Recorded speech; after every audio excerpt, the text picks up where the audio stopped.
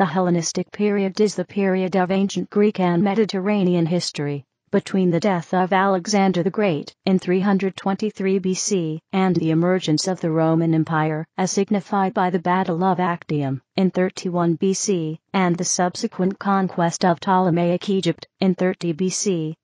At this time, Greek cultural influence and power was at its peak in Europe, Africa, and Asia, experiencing prosperity and progress in the arts, exploration, literature, theater, architecture, music, mathematics, philosophy, and science.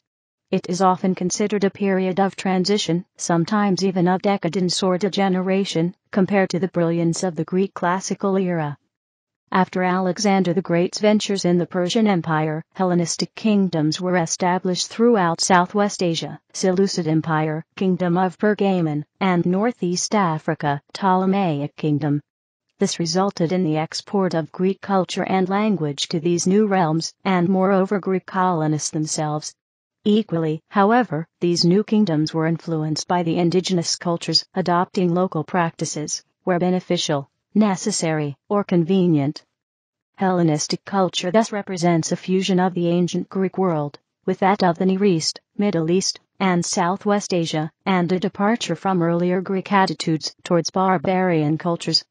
The Hellenistic period was characterized by a new wave of Greek colonization, as distinguished from that occurring in the 8th–6th centuries BC, which established Greek cities and kingdoms in Asia and Africa.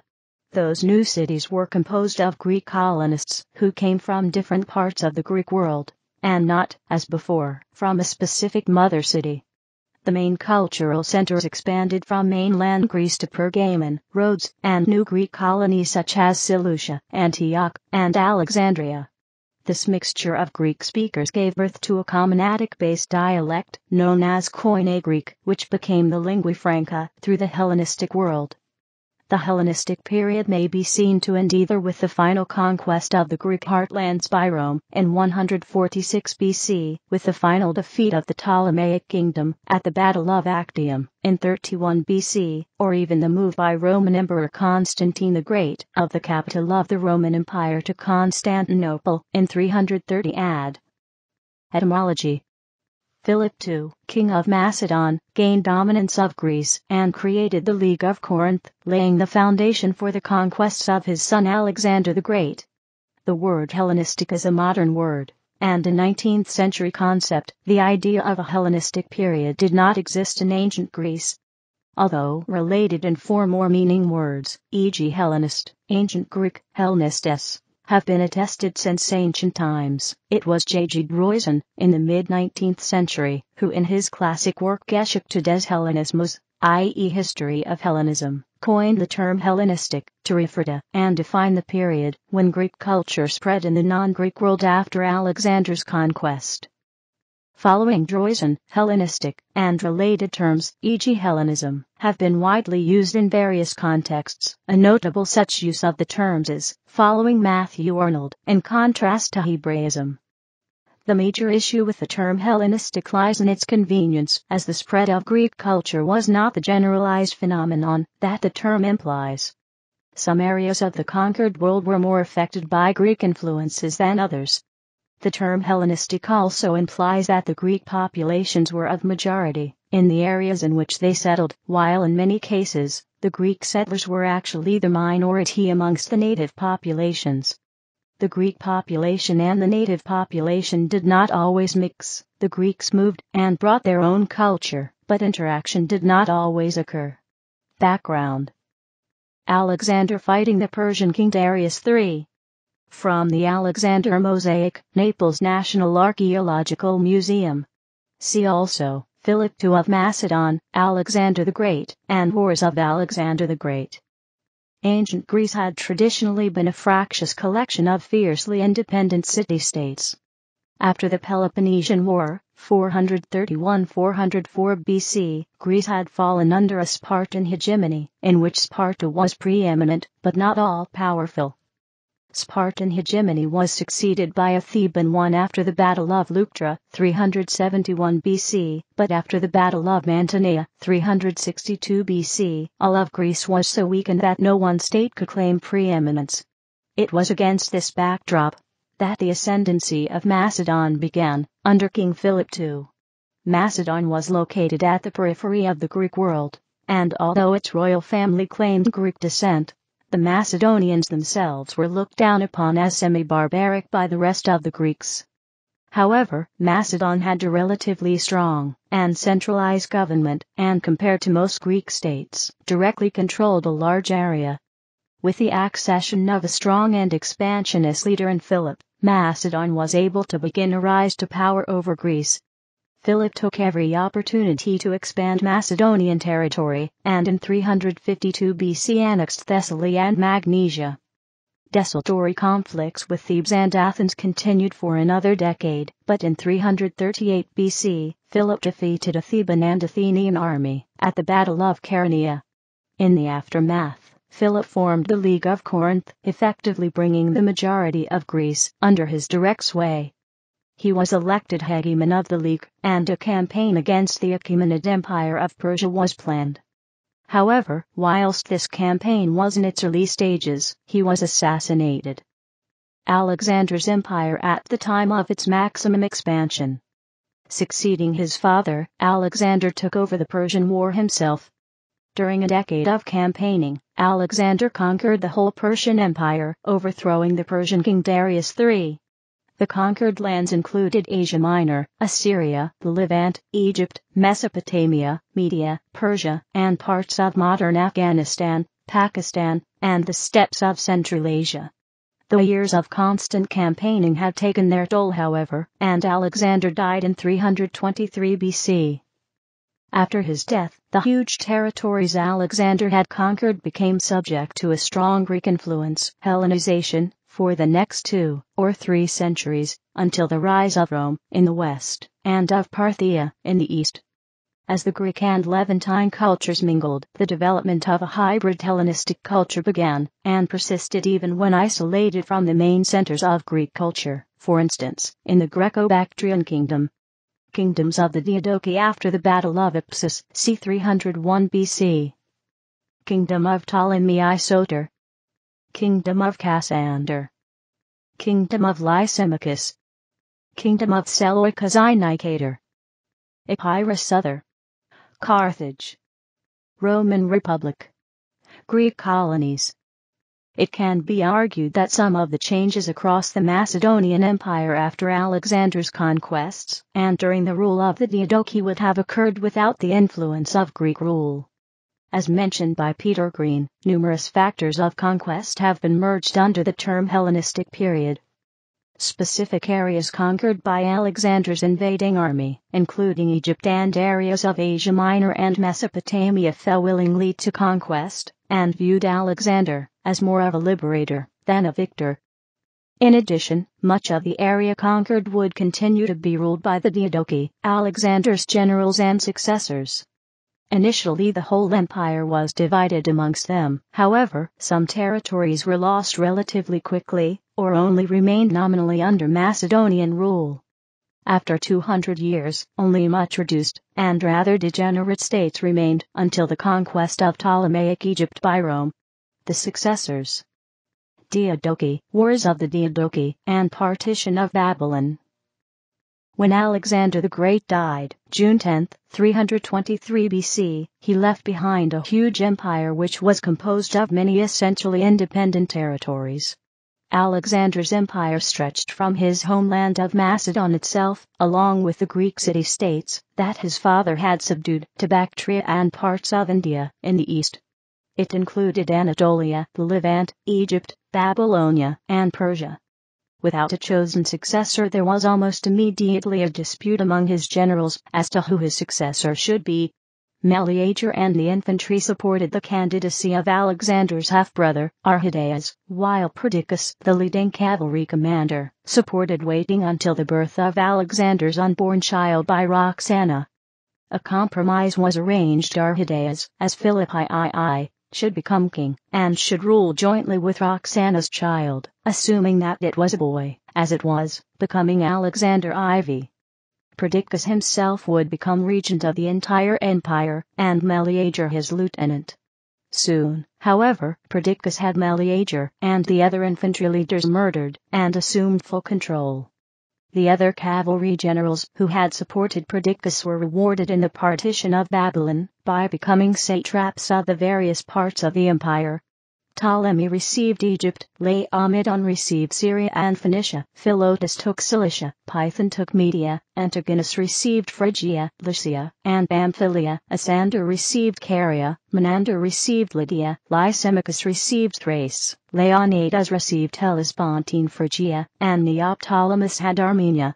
Macedon and the rest of Greece were to be under the joint rule of Antipater, who had governed them for Alexander, and Craterus, Alexander's most able lieutenant, while Alexander's old secretary, Oenomanes of Cardia, was to receive Cappadocia and Paphlagonia.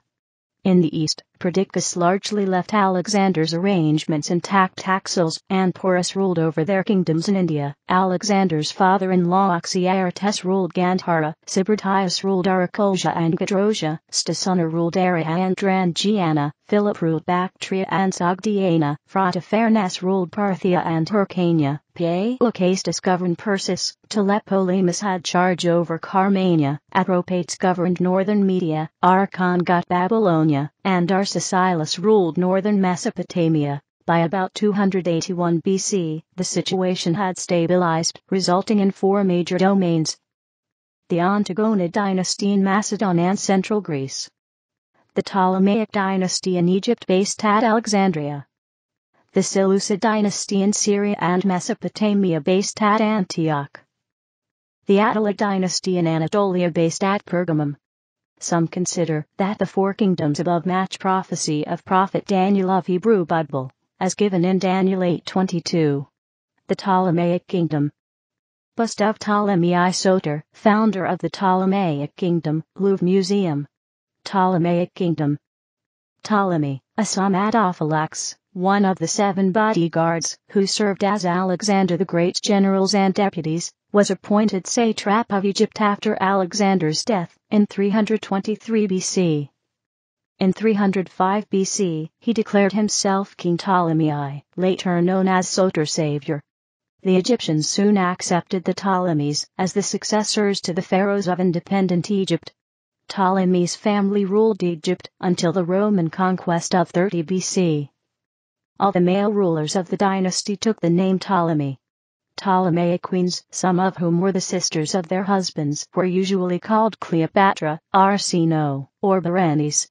The most famous member of the line was the last queen, Cleopatra VII, known for her role in the Roman political battles between Julius Caesar and Pompey, and later between Octavian and Mark Antony. Her suicide at the conquest by Rome marked the end of Ptolemaic rule in Egypt. The Seleucid Empire. Seleucus I Nicator, founder of the Seleucid Empire. Following the carving up of Alexander's empire, Seleucus I Nicator received Babylonia.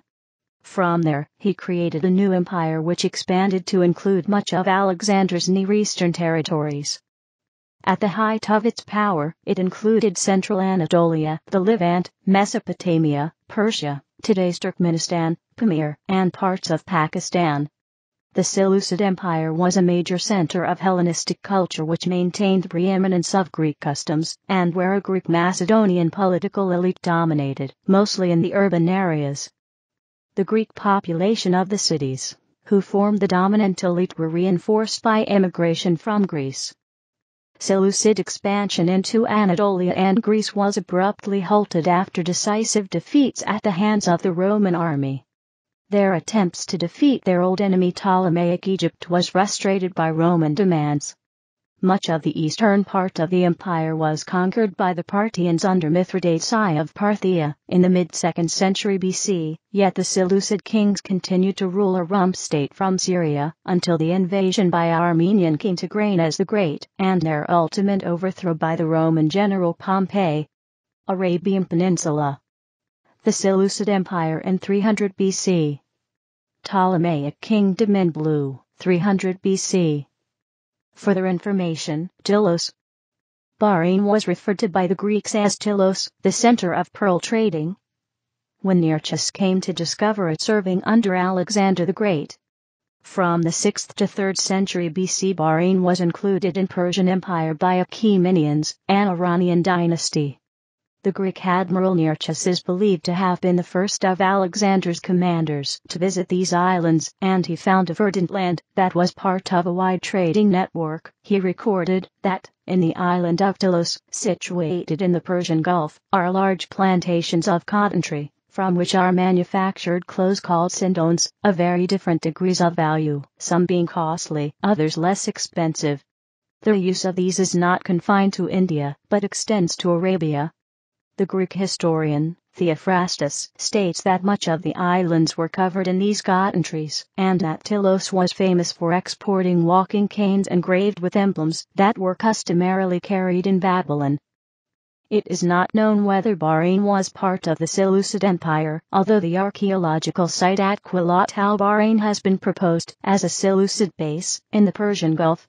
Alexander had planned to settle the eastern shores of the Persian Gulf with Greek colonists, and, although it is not clear that this happened on the scale he envisaged, Telos was very much part of the Hellenized world. The language of the upper classes was Greek, although Aramaic was in everyday use, while Zeus was worshipped in the form of the Arabian sun god Shams. Telos even became the site of Greek athletic contests.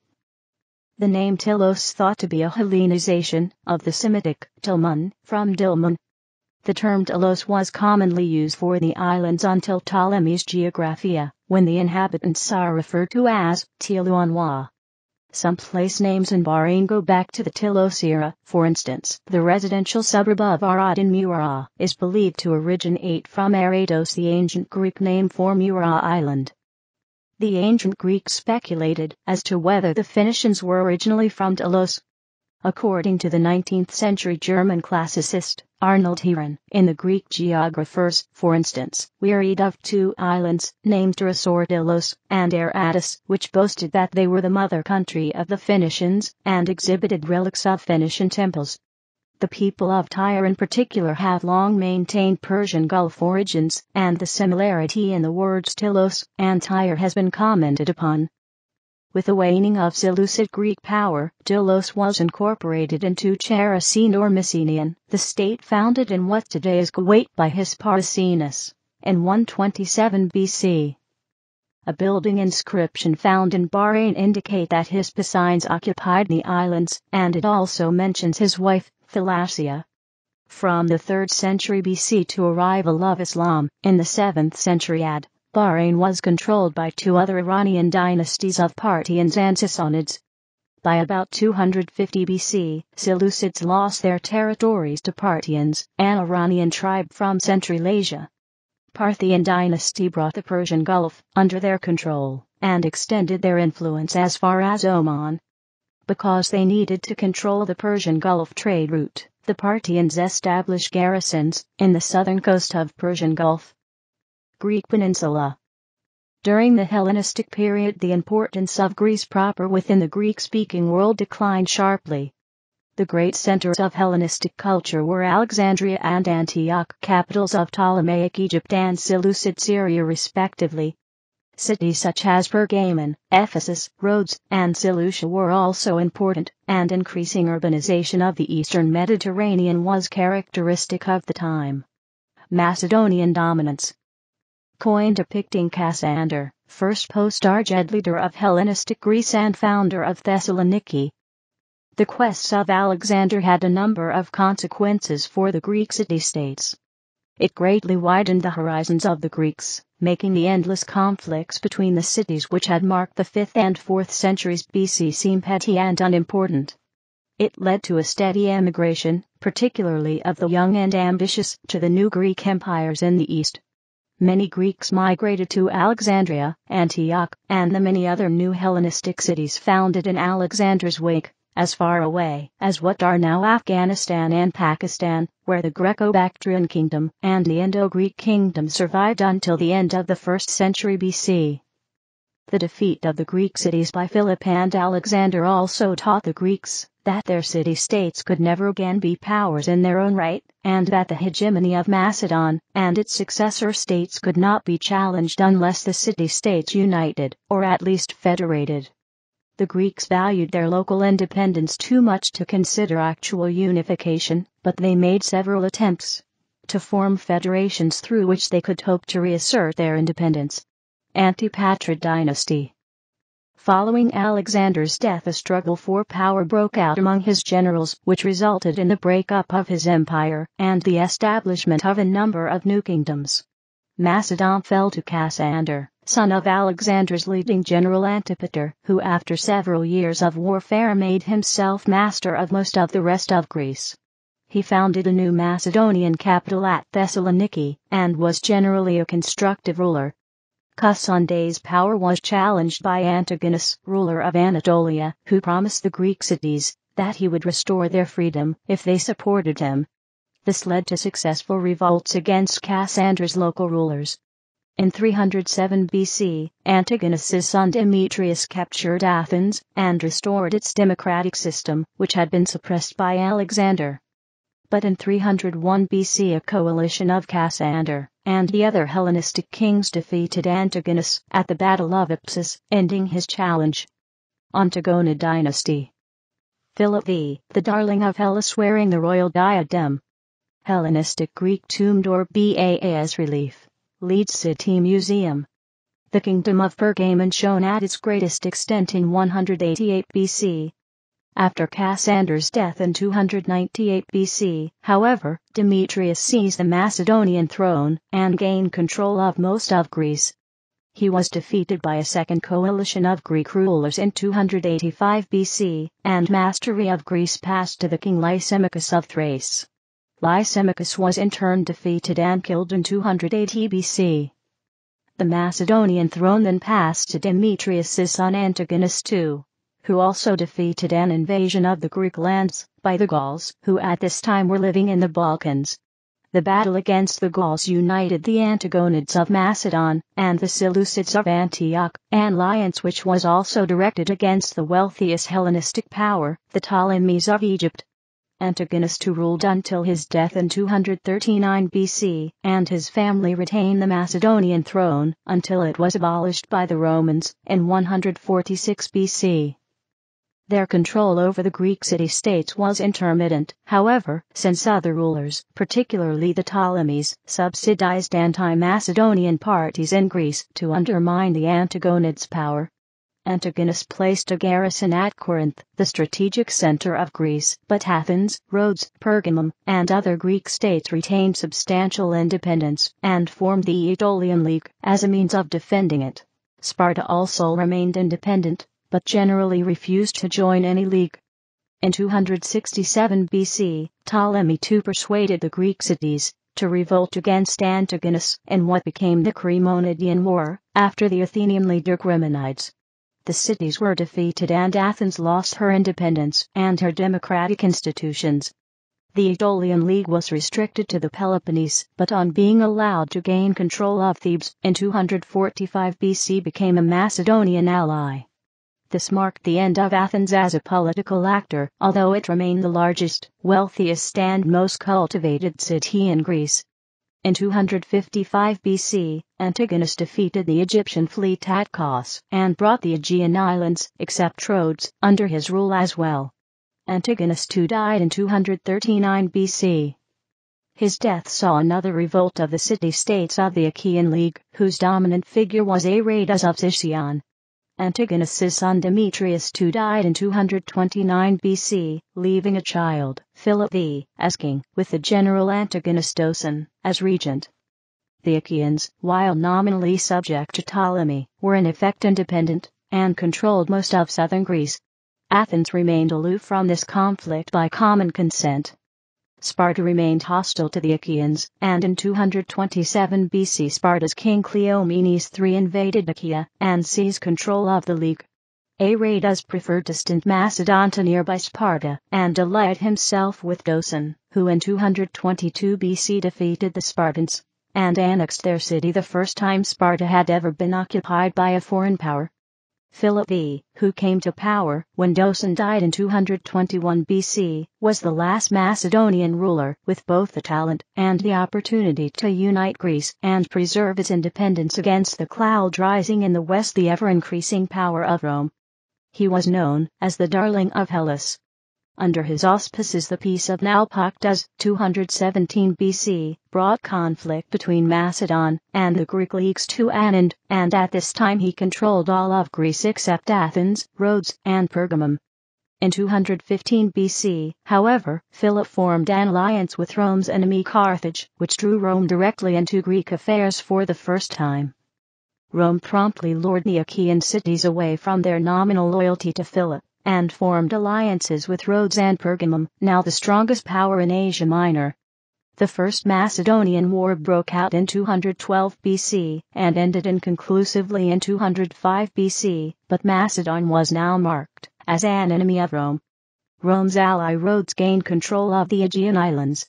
In 202 BC, Rome defeated Carthage, and was free to turn her attention eastwards, urged on by her Greek allies, Rhodes and Pergamum. In 198 BC, the Second Macedonian War broke out for obscure reasons, but very likely because Rome saw Macedon as a potential ally of the Seleucids, the greatest power in the east. Philip's allies in Greece deserted him, and in 197 BC he was decisively defeated at the Kinoskaphali by the Roman proconsul Titus Quinctius Flamininus. Luckily for the Greeks, Flamininus was a moderate man and an admirer of Greek culture. Philip had to surrender his fleet and become a Roman ally, but was otherwise spared. At the Isthmian Games in 196 BC, Flamininus declared all the Greek cities free, although Roman garrisons were placed at Corinth and Chalcis. But the freedom promised by Rome was an illusion. All the cities except Rhodes were enrolled in a new league which Rome ultimately controlled, and democracies were replaced by aristocratic regimes allied to Rome. Roman expansion. In 192 BC, war broke out between Rome and the Seleucid ruler Antiochus III. Antiochus invaded Greece with a 10,000-man army, and was elected the commander-in-chief of the Aetolians. Some Greek cities now thought of Antiochus as their savior from Roman rule, but Macedon threw its lot in with Rome. In 191 BC, the Romans under Manius Acilius Glabrio routed him at Thermopylae, and obliged him to withdraw to Asia. During the course of this war Roman troops moved into Asia, for the first time, where they defeated Antiochus again at Magnesia, on the Sipylum, 190 BC. Greece now lay across Rome's line of communications with the east, and Roman soldiers became a permanent presence. The Peace of Apamea, 188 BC, left Rome in a dominant position throughout Greece. During the following years Rome was drawn deeper into Greek politics, since the defeated party in any dispute appealed to Rome for help. Macedon was still independent, though nominally a Roman ally. When Philip died in 179 BC, he was succeeded by his son Perseus, who like all the Macedonian kings dreamed of uniting the Greeks under Macedonian rule. Macedon was now too weak to achieve this objective, but Rome's ally Oenomanes II of Pergamum persuaded Rome that Perseus was a potential threat to Rome's position. End of Greek independence.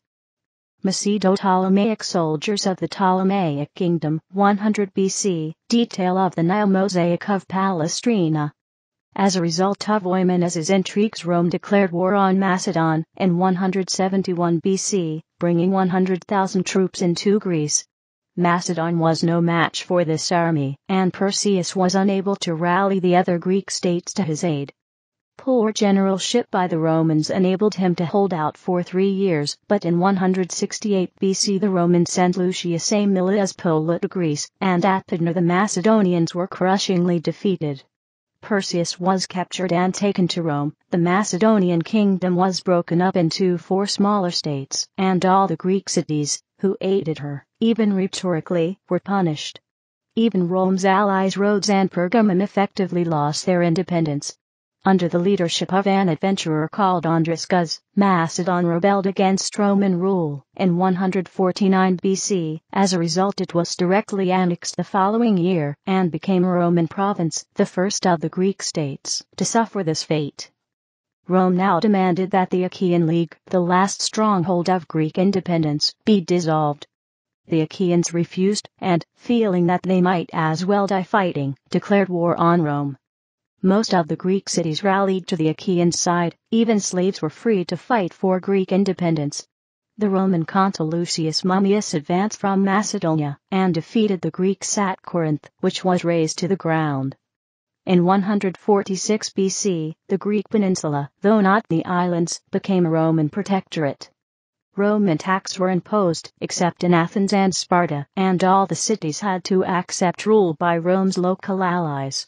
In 133 BC, the last king of Pergamum died, and left his kingdom to Rome. This brought most of the Aegean Peninsula under direct Roman rule as part of the province of Asia. The final downfall of Greece came in 88 BC, when King Mithridates of Pontus rebelled against Rome and massacred up to 100,000 Romans and Roman allies across Asia Minor. Although Mithridates was not Greek, many Greek cities, including Athens, overthrew their Roman puppet rulers and joined him. When he was driven out of Greece by the Roman general Lucius Cornelius Sulla, Roman vengeance fell upon Greece again, and the Greek cities never recovered. Mithridates was finally defeated by Gnaeus Pompeius Magnus, Pompey the Great, in 65 BC. Further ruin was brought to Greece by the Roman civil wars, which were partly fought in Greece. Finally, in 27 BC, Augustus directly annexed Greece to the new Roman Empire as the province of Achaia. The struggles with Rome had left Greece depopulated and demoralized. Nevertheless, Roman rule at least brought an end to warfare, and cities such as Athens, Corinth, Thessaloniki, and Patras soon recovered their prosperity. The Greco-Bactrians. The Greco-Bactrian kingdom at its maximum extent. c. 180 BC. The Greek kingdom of Bactria, or Greco-Bactrian kingdom, began as an offshoot of the Seleucid Empire. The sheer size of the eastern Seleucid domains must mean that the satraps governing the provinces had significant freedom from central control. In around 250 BC, the governor of Bactria, Sogdiana, and Marciana, one Dodotus, took this process to its logical extreme and declared himself king. At around the same time, the re-emergence of a native Persian dynasty under the Parthian king Arsaces effectively cut the nascent Greco-Bactrian kingdom off from the rest of the Seleucid Empire. This probably allowed it to maintain its independence in the medium term, but in the long term may have contributed to its decline and fall. It could no longer receive manpower or aid from other Hellenistic regions at sufficient levels. Dodotus II, son of Dodotus, was overthrown in about 230 BC by Euthydemus, possibly the satrap of Sogdiana, who then started his own dynasty. In c. 210 BC, the Greco-Bactrian kingdom was invaded by a resurgent Seleucid Empire under Antiochus III. Whilst victorious in the field, it seems Antiochus came to realize that there were advantages in the status quo, perhaps sensing that Bactria could not be governed from Syria, and married one of his daughters to Euthydemus' son, thus legitimizing Greco-Bactria. Soon afterwards the Greco-Bactrian kingdom seems to have expanded, possibly taking advantage of the defeat of the Parthian king Arsaces II by Antiochus. Coin of Demetrius the Invincible, Metropolitan Museum of Art. Demetrius, son and successor of Euthydemus, invaded northwestern India in 180 BC. After the destruction of the Mauryan Empire there, the Mauryans were probably allies of the Bactrians and Seleucids. The exact justification for the invasion remains unclear, but by about 175 BC, the Greeks ruled over parts of northwestern India. This period also marks the beginning of the obfuscation of Greco-Bactrian history. Demetrius possibly died about 180 BC. Numismatic evidence suggests the existence of several other kings shortly thereafter. It is probable that at this point, that the Greco-Bactrian kingdom split into several semi-independent regions for some years. Euthydemus II, son of Demetrius, seems to have ruled in Bactria, with Agathocles, Antimachus I, and Pantaleon ruling in India. In around 171 BC the usurper Eucratides I swept to power in Bactria, removing whichever kings were actually ruling at that point. Similarly, in India, the general Apollodotus I seems to have assumed more or less complete power by around 170 BC, thereby marking the true start of the Indo-Greek kingdom. See below. Eucratidas may have been a member of the Seleucid royal family who set out to reclaim the Bactrian lands. Eucratidas certainly had a vast and prestigious coinage, suggesting he was a ruler of considerable importance. He appears to have reinvigorated the Bactrian kingdom, although territory was lost to Parthia in the west. He fought with the Indo-Greeks, and appears to have occupied India, up to the river Indus, for a while. However, his murder in 145 BC triggered a civil war which fatally weakened the kingdom, as his sons Eucratidas II and Heliocles I fought each other. Heliocles was the last Greek to clearly rule Bactria, his power collapsing in the face of tribal invasions of Bactria by about 130 BC. However, Greek urban civilization seems to have continued in Bactria after the fall of the kingdom, having a Hellenizing effect on the tribes which had displaced Greek rule. The Indo-Greek kingdoms. Indo-Greek territory, with known campaigns and battles. The separation of the Indo-Greek kingdom from the Greco-Bactrian kingdom resulted in an even more isolated position, and thus the details of the Indo-Greek kingdom are even more obscure than for Bactria. Many supposed kings in India are known only because of coins bearing their name. The numismatic evidence together with archaeological finds and the scant historical record suggests that the fusion of Eastern and Western cultures reached its peak in the Indo-Greek kingdom. As mentioned, Apollodotus made himself king of India in around 170 BC. The exact fate of Apollodotus is unknown, but he seems to have extended the conquests east into Gandhara and western Punjab. In about 155 or 165 BC he seems to have been succeeded by the most successful of the Indo-Greek kings, Menander I. Menander converted to Buddhism, and seems to have been a great patron of the religion. He is remembered in some Buddhist texts as Milinda. He also expanded the kingdom further east into Punjab, though these conquests were rather ephemeral. Silver drachma of the Indo-Greek king Menander I, 155 to 130 BC. After the death of Menander, c. 130 BC, the kingdom appears to have fragmented, with several kings attested contemporaneously in different regions. This inevitably weakened the Greek position, and territory seems to have been lost progressively. Around 70 BC, the western regions of Arachosia and Paropamisadi were lost to tribal invasions, presumably by those tribes responsible for the end of the Bactrian kingdom. The resulting Indo-Scythian kingdom seems to have gradually pushed the remaining Indo-Greek kingdom towards the east.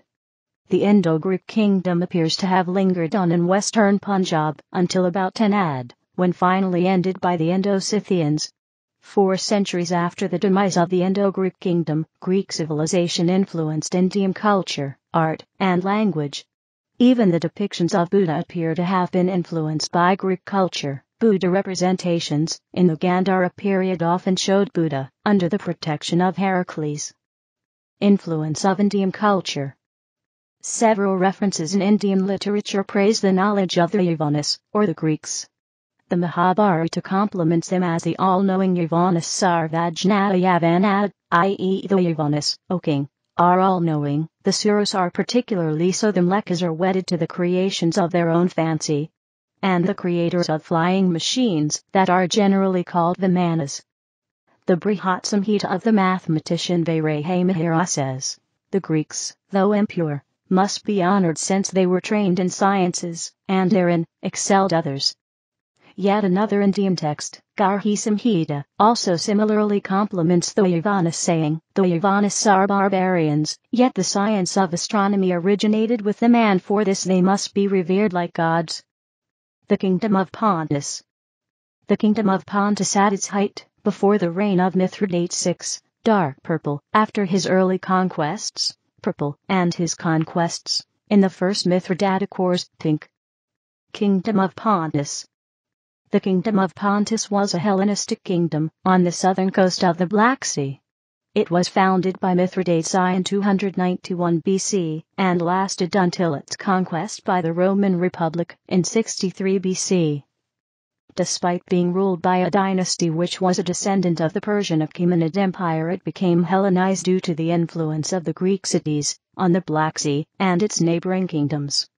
The kingdom grew to its largest extent under Mithridates VI the Great, who conquered Colchis, Cappadocia, Bithynia, Lesser Armenia, the Greek colonies of the Tauric Chersonesus, and for a brief time the Roman province of Asia. After a long struggle with Rome, in the Mithridatic Wars, Pontus was defeated, part of it was incorporated into the Roman Republic as the province Bithynia and Pontus, and the eastern half survived as a client kingdom. Rise of Rome. Mithridates VI, king of Pontus, 120–63 BC, seriously threatened the Roman Republic in the Mithridatic Wars. Widespread Roman interference in the Greek world was probably inevitable given the general manner of the ascendancy of the Roman Republic. This Roman-Greek interaction began as a consequence of the Greek city-states located along the coast of southern Italy. Rome had come to dominate the Italian peninsula and desired the submission of the Greek cities to its rule. Although they initially resisted, allying themselves with Pyrrhus of Epirus and defeating the Romans at several battles, the Greek cities were unable to maintain this position and were absorbed by the Roman Republic. Shortly afterwards, Rome became involved in Sicily, fighting against the Carthaginians in the First Punic War. The end result was the complete conquest of Sicily, including its previously powerful Greek cities, by the Romans. The independent cities of Magna Graecia did not form part of the Hellenistic domains, and had, by this time, been eclipsed in power by the Hellenistic kingdoms of the East. They also remained independent at a time when the Mediterranean was increasingly dominated by great powers. This, and their proximity to Rome, had made them easy and obvious targets. Conversely, the major Hellenistic realms were not in the immediate Roman sphere of influence, and were powerful enough to deter Roman aggression. The events which, in retrospect, marked the beginning of the end for the Hellenistic kingdoms could have been avoided, even if it seems likely that a collision between them and Rome would have ultimately occurred. Roman entanglement in the Balkans began, as so often, with trade. Illyrian piratical raids on Roman merchants twice led to a Roman task force invading Illyria, the First and Second Illyrian Wars. Tension between Macedon and Rome increased when the young king of Macedon, Philip V, harbored one of the chief pirates, Demetrius of Pharos, a former client of Rome. As a result, in an attempt to reduce Roman influence in the Balkans, Philip allied himself with Carthage after Hannibal had dealt the Romans a massive defeat at the Battle of Cannae, 216 BC, during the Second Punic War. Forcing the Romans to fight on another front, when they were at the nadir of manpower, gained Philip the lasting enmity of the Romans, the only real result from the somewhat insubstantial First Macedonian War, 215–202 BC. Once the Second Punic War had been resolved, and the Romans had begun to regather their strength, they looked to reassert their influence in the Balkans and to curb the expansion of Philip. A pretext for war was provided by Philip's refusal to end his war with Attila at Pergamum and Rhodes, both Roman allies. The Romans also allied with the Aetolian League of Greek city-states, which resented Philip's power, thus declared war on Macedon in 200 BC, starting the Second Macedonian War.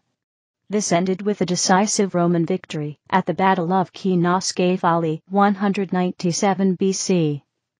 Like most Roman peace treaties of the period, the resultant Peace of Flaminius was designed utterly to crush the power of the defeated party. A massive indemnity was levied, Philip's fleet was surrendered to Rome, and Macedon was effectively returned to its ancient boundaries, losing influence over the city-states of southern Greece and land in Thrace and Asia Minor. The result was the end of Macedon as a major power in the Mediterranean. As a result of the confusion in Greece at the end of the Second Macedonian War, the Seleucid Empire also became entangled with the Romans. The Seleucid Antiochus III had allied with Philip V of Macedon in 203 BC, agreeing that they should jointly conquer the lands of the boy king of Egypt, Ptolemy V. After defeating Ptolemy in the Fifth Syrian War, Antiochus concentrated on occupying the Ptolemaic possessions in Asia Minor. However, this brought Antiochus into conflict with Rhodes and Pergamum, two important Roman allies, and began a Cold War between Rome and Antiochus, not helped by the presence of Hannibal at the Seleucid court. Meanwhile, in mainland Greece, the Aetolian League, which had sided with Rome against Macedon, now grew to resent the Roman presence in Greece. This presented Antiochus III with a pretext to invade Greece and liberate it from Roman influence, thus starting the Roman-Syrian War, 190 to 188 BC. Another decisive Roman victory at the Battle of Magnesia, 190 BC, saw the defeat of Antiochus. Another crippling treaty followed, with Seleucid possessions in Asia Minor removed and given to Rhodes and Pergamum, the size of the Seleucid navy reduced, and a massive war indemnity invoked. Thus, in less than 20 years, Rome had destroyed the power of one of the successor states, crippled another, and firmly entrenched its influence over Greece. This was primarily a result of the over-ambition of the Macedonian kings and their unintended provocation of Rome, though Rome was quick to exploit the situation. In another 20 years, the Macedonian kingdom was no more. Seeking to reassert Macedonian power and Greek independence, Philip's son Perseus incurred the wrath of the Romans, resulting in the Third Macedonian War, 171 to 168 BC. Victorious, the Romans abolished the Macedonian kingdom, replacing it with 4 puppet republics. These lasted a further 20 years, before Macedon was formally annexed as a Roman province, 146 BC. The Attila dynasty of Pergamum lasted little longer, a Roman ally, until the end. Its final king Attalus III died in 133 BC, without an heir, and taking the alliance to its natural conclusion, willed Pergamum to the Roman Republic. Contrarily, having so firmly intricated themselves into Greek affairs, the Romans now completely ignored the rapidly disintegrating Seleucid Empire, perhaps because it posed no threat, and left the Ptolemaic kingdom to decline quietly, whilst acting as a protector of sorts, inasmuch as to stop other powers taking Egypt over, including the famous line in the sand incident, when the Seleucid Antiochus IV Epiphanes tried to invade Egypt. Eventually, instability in the Near East resulting from the power vacuum left by the collapse of the Seleucid Empire caused the Roman proconsul Pompey the Great to abolish the Seleucid rump state, absorbing much of Syria into the Roman Republic. Famously, the end of Ptolemaic Egypt came as the final act in the Republican civil war between the Roman triumvirs Mark Antony and Augustus Caesar. After the defeat of Antony and his lover, the last Ptolemaic monarch, Cleopatra VII at the Battle of Actium, Augustus invaded Egypt and took it as his own personal fiefdom. He thereby completed both the destruction of the Hellenistic kingdoms and the Roman Republic, and ended, in hindsight, the Hellenistic era. Culture. The Library of Alexandria in the Ptolemaic Kingdom, here shown in an artist's impression, was the largest and most significant library of the ancient world. The lighthouse in Ptolemaic Alexandria, as imagined here, was one of the tallest man-made structures on Earth for many centuries, and was regarded as one of the 7 wonders of the ancient world. The Colossus of Rhodes, as imagined here, depicted the Greek titan Helios, and is considered one of the 7 wonders of the ancient world. In some fields Hellenistic culture thrived, particularly in its preservation of the past. As has been noted, the states of the Hellenistic period were deeply fixated with the past, and its seemingly lost glories. Athens retained its position as the most prestigious seat of higher education, especially in the domains of philosophy and rhetoric, with considerable libraries. Alexandria was arguably the second most important center of Greek learning. The Library of Alexandria was estimated to have had 700,000 volumes. The city of Pergamon became a major center of book production, possessing a library of some 200,000 volumes, second only to Alexandria's. The island of Rhodes boasted a famous finishing school for politics and diplomacy. Cicero was educated in Athens and Mark Antony in Rhodes. Antioch was founded as a metropolis and center of Greek learning which retained its status into the era of Christianity. Seleucia replaced Babylon as the metropolis of the Lower Tigris. The spread of Greek culture throughout the Near East and Asia owed much to the development of cities. Settlements such as Oikonoum, situated on trade routes, allowed cultures to mix and spread. The identification of local gods with similar Greek deities facilitated the building of Greek-style temples, and the Greek culture in the cities also meant that buildings such as gymnasia became common. Many cities maintained their autonomy, while under the nominal rule of the local king or satrap, and often had Greek-style institutions.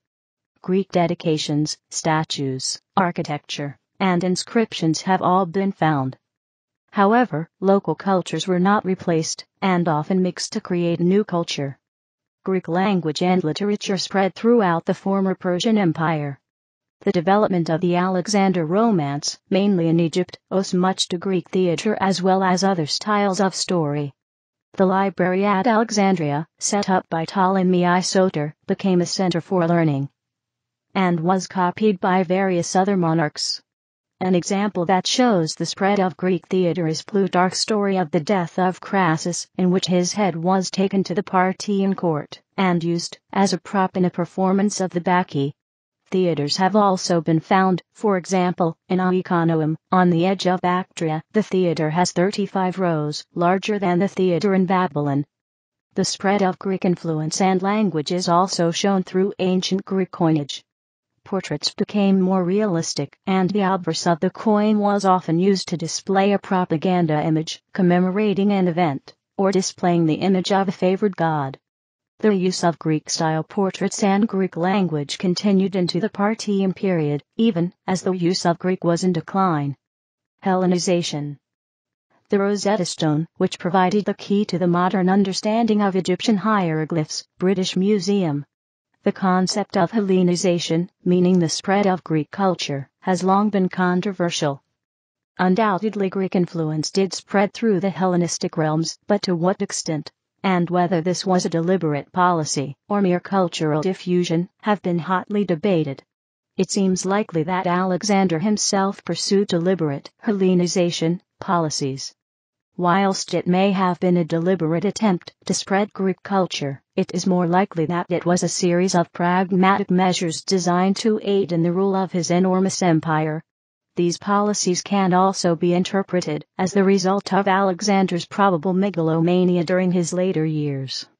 The first tenet of Alexander's policies was the founding, or refounding, of cities across the empire. This has, in the past, been interpreted as part of Alexander's desire to spread Greek culture throughout the empire. These cities were presumably intended to be administrative headquarters in the regions, and to have been settled by Greeks. Many were settled by veterans of Alexander's campaigns. Undoubtedly, this would have resulted in the spread of Greek influence across the empire. However, the primary purpose could have been to control his new subjects, rather than specifically to spread Greek culture. Orion explicitly says that a city founded in Bactria was meant to civilize the natives. However, this comment could be interpreted in either way, with civilize as a euphemism for control. Certainly, the cities would have been garrison points, and thus allowed control of the surrounding areas. Secondly, Alexander attempted to create a unified ruling class of Persians and Greeks, bound by marriage ties. He used both Greeks and Persians in positions of power, although he depended more on Greeks in unstable positions, and also replaced many Persian satraps in a purge after his return from India. He also tried to mix the two cultures, adopting elements of the Persian court, such as a version of the royal robes and some of the court ceremony and attendance, and also attempting to insist on the practice of proskynesis for his Greek subjects. This is probably an attempt to equalize the two races in their behavior towards Alexander as great king, but it was bitterly resented by the Macedonians, as the Greek custom was reserved solely for the gods. This policy can be interpreted as an attempt to spread Greek culture, or to create a hybrid culture. However, again, it is probably better seen as an attempt to help control the unwieldy empire. Alexander needed loyalty from Persian nobles as much as from his Macedonian officers. A hybrid court culture may have been created so as not to exclude the Persians. Furthermore, Alexander's marriage to and child with the Bactrian princess Roxana can be interpreted as an attempt to create a royal dynasty which would be acceptable to both Asians and Greeks. Alexander also unified the army, placing Persian soldiers, some trained in the Macedonian way of fighting and some in their original styles, in the Macedonian ranks. However, again, this can't simply be seen as a pragmatic solution to chronic manpower problems.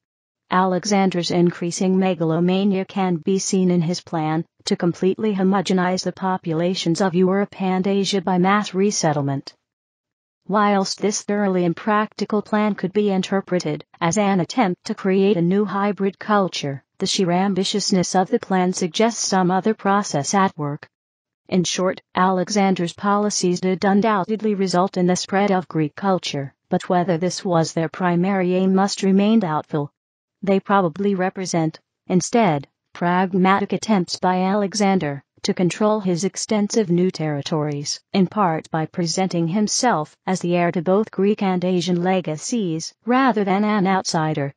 After Alexander's death in 323 BC, the empire was split into satrapies under his generals. Most of Alexander's cultural changes were rejected by the Diadochi, including the cross-cultural marriages they entered into. However, the influx of Greek colonists into the new realms continued to spread Greek culture into Asia.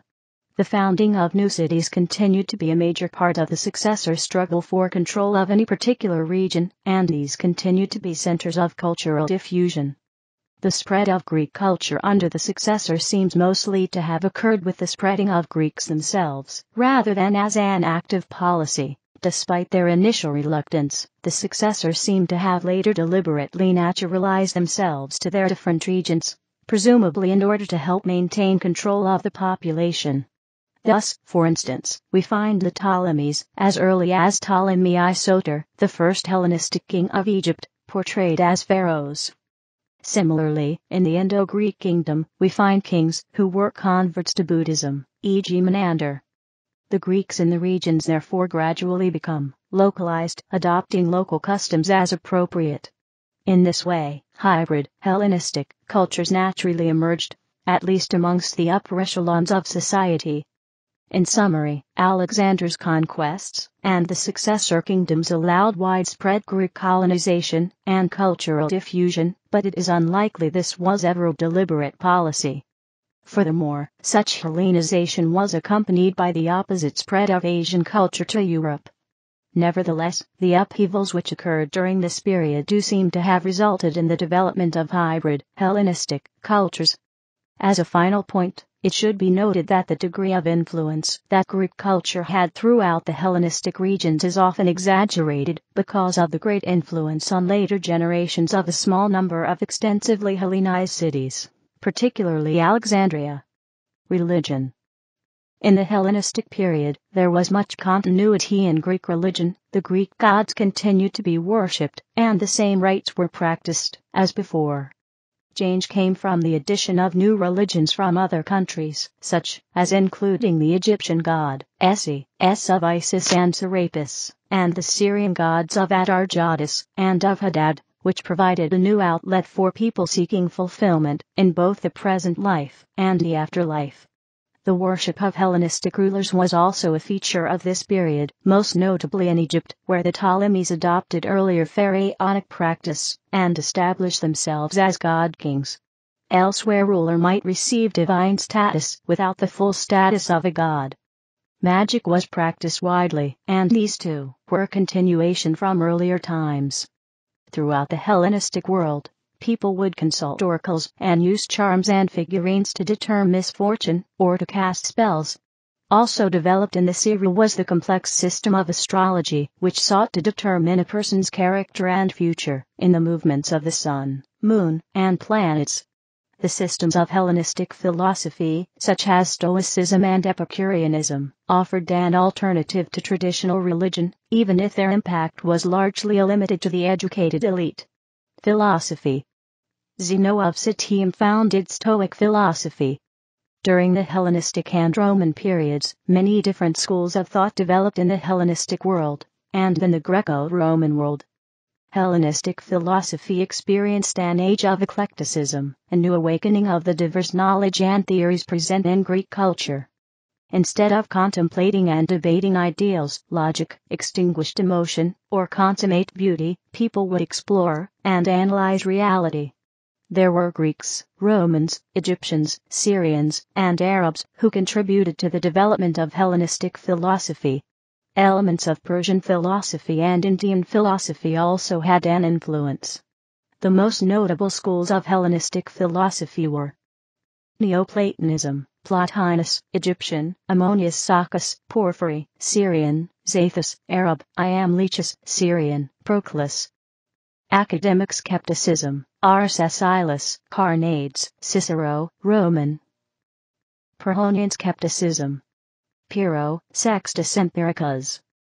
Cynicism, Antisthenes, Diogenes of Sinope, Crates of Thebes, taught Zeno of Citium, founder of Stoicism. Stoicism, Zeno of Citium, Cleanthes, Chrysippus, Crates of Malis, brought Stoicism to Rome c. 170 BC, Painadius, Posidonius. Seneca, Roman, Epictetus, Greek/Roman, Marcus Aurelius, Roman. Epicureanism, Epicurus, Greek, and Lucretius, Roman. Eclecticism, Cicero, Roman.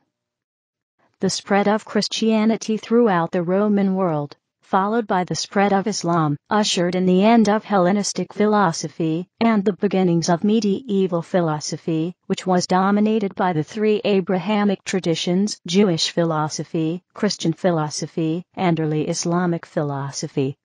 Sciences. Archimedes, thoughtful by Fedi, 1620. Hero of Alexandria, is considered the greatest experimenter of antiquity. Science in the Hellenistic period. Further information: Hellenistic astronomy, Hellenistic mathematics, and Hellenistic geography.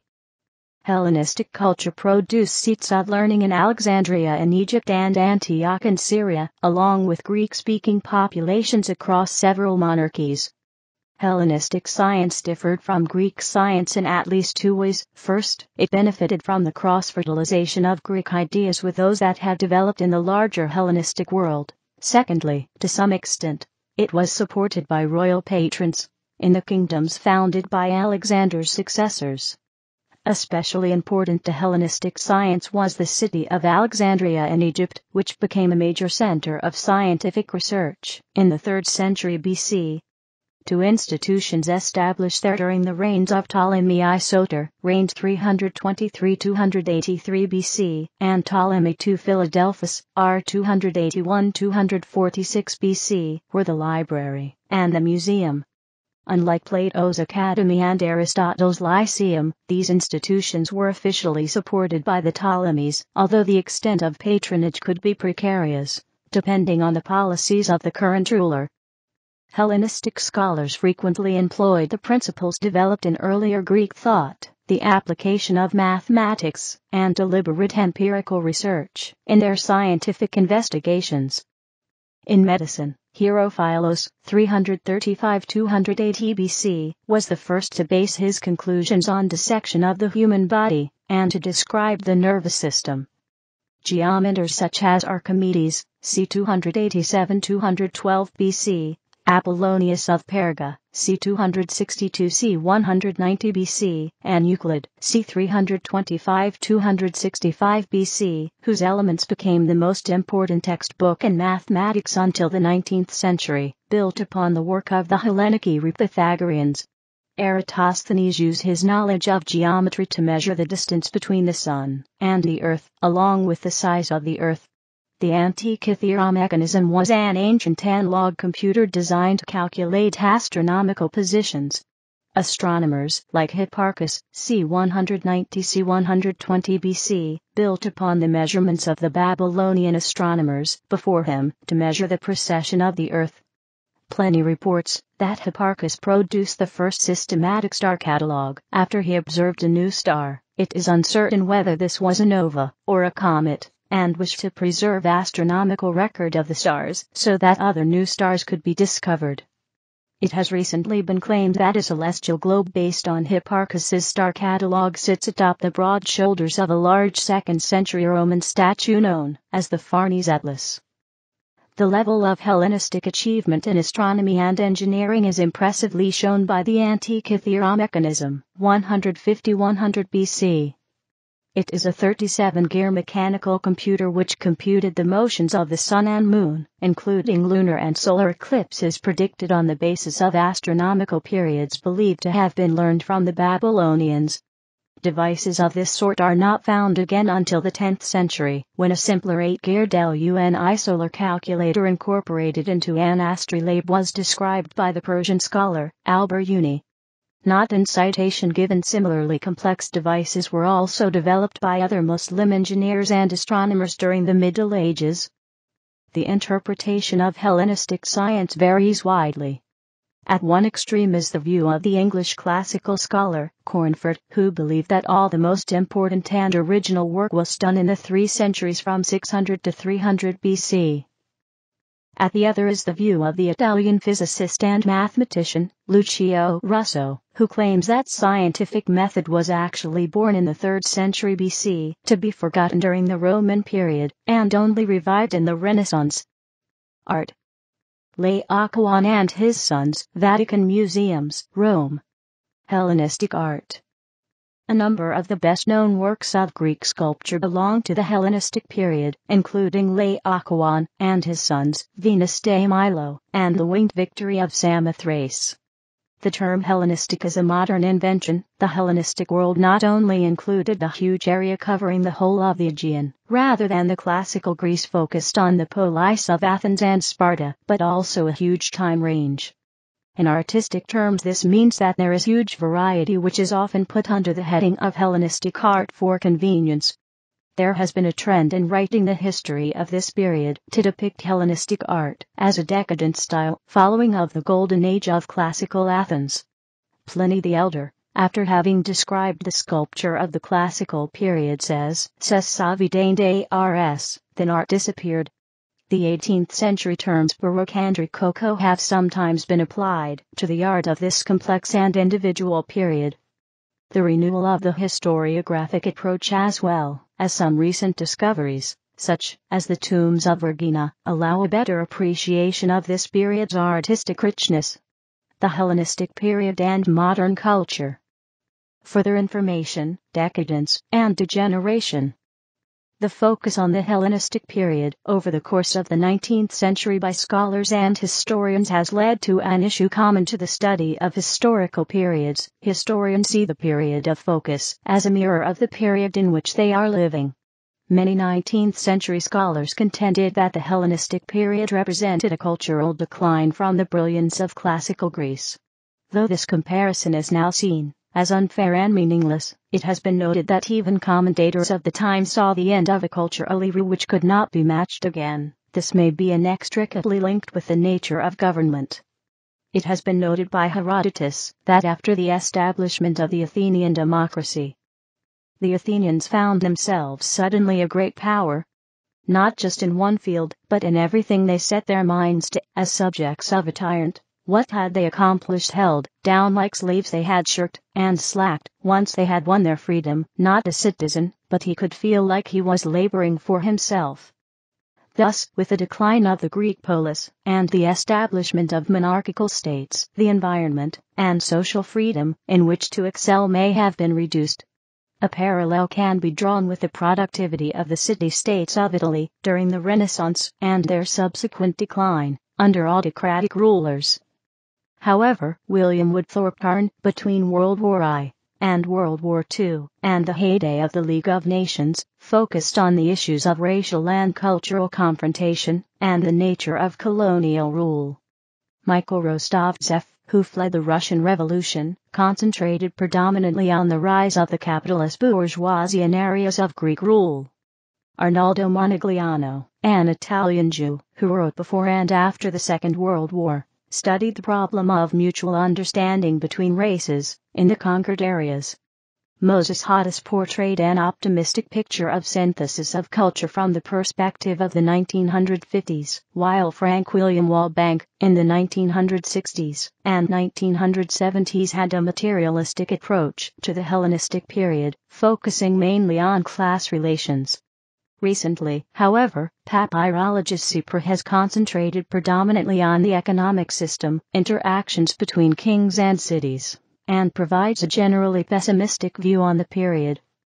Peter Green, on the other hand, writes from the point of view of late 20th century liberalism, his focus being on individualism, the breakdown of convention, experiments, and a postmodern disillusionment with all institutions and political processes.